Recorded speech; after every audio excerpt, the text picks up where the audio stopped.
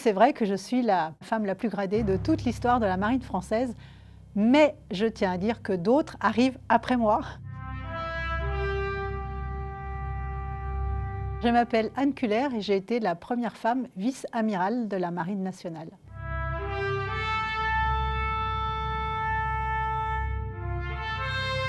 Il y a eu beaucoup de premières. La première à embarquer sur un bâtiment de combat, première à commander une équipe avec des commandos marines, des fusiliers marins pour monter sur un bateau, faire une équipe de visite, aller inspecter des documents. La première femme commandant supérieure des forces françaises en Outre-mer, la première femme sous-chef des opérations de la marine. Il y a eu beaucoup de premières. J'ai dirigé à un moment donné à peu près entre 1500 et 1700 personnes, aviateurs, marins, soldats. C'était Outre-mer, c'était en Polynésie française. J'arrivais dans la dernière partie de ma carrière où j'avais vraiment ce sentiment que tout ce que j'avais fait me préparait à ce poste-là.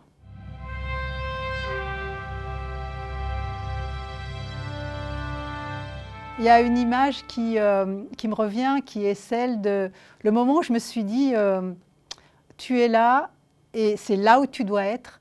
Et ce moment-là, c'était en mer Rouge, de nuit, pendant un ravitaillement à la mer où deux bateaux sont côte à côte. Donc avec un bateau ravitailleur qui ravitaille la frégate sur laquelle je suis. Et je suis à la passerelle de ce bateau de combat. Et il y a toute une ambiance autour parce que là, il y a une tension, c'est très technique comme manœuvre. Et je me dis, ouais, c'est là où tu dois être, c'est vraiment là. Je n'ai pas connu la guerre en termes de combat, c'est-à-dire je n'ai pas été au combat. Cependant, j'ai préparé les forces françaises pour des opérations.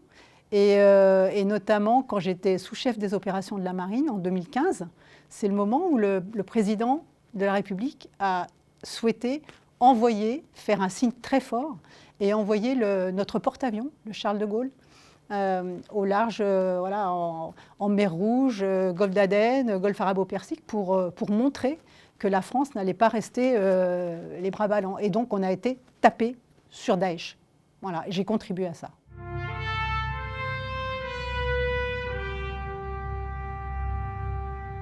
Ah, quand j'étais ado, je rêvais d'être danseuse étoile. Alors c'est vrai qu'après coup, voilà, on tire un petit peu la métaphore. Hein. Après coup, j'ai eu 3 étoiles sur les manches, là, mes étoiles de vice-amiral. Mais au départ, je voulais être danseuse étoile. Donc ce n'est pas du tout ce que j'ai finalement fait. Parce qu'à un moment donné, quand j'étais enfant, je voyais passer devant chez moi un bus avec des femmes en uniforme bleu. Et c'était des femmes militaires de la base aérienne qui est à côté de chez moi.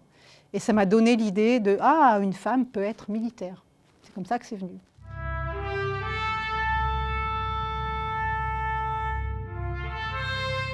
J'ai réfléchi et découvert que ce qui m'avait animée pendant toute ma carrière, outre la mer, cette famille marine, c'était l'humain, c'était l'équipage. C'était amener les gens sur une mission, y aller ensemble. Donc c'était vraiment le volet humain qui m'avait intéressée. Et donc je me suis posé la question, qu'est-ce que je peux faire dans ce domaine-là? Et je suis repartie sur les bancs de l'école. Et donc je me suis formée comme coach professionnel. Et donc j'interviens dans des entreprises, des institutions auprès de top managers et de cadres dirigeants, notamment sur la posture de leadership. Ce qui revient souvent en coaching, c'est de la part des femmes, assez souvent, c'est cette espèce de syndrome de l'imposture qui revient, où on ne se sent pas à sa place, on ne se sent pas légitime. Et ça tombe bien, parce que j'ai traversé ça aussi.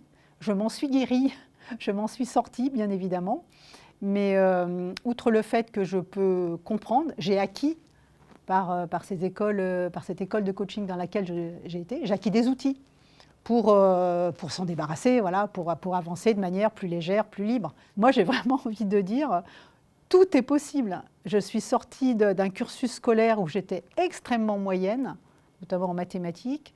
Je suis sortie de ma première école dans la marine, école d'administration, dernière, parce que je n'aimais pas l'administration. Puis les portes sont ouvertes, puis j'y suis allée, puis j'ai travaillé et j'ai terminé la première femme 3 étoiles. Donc je dis vraiment, tout est possible.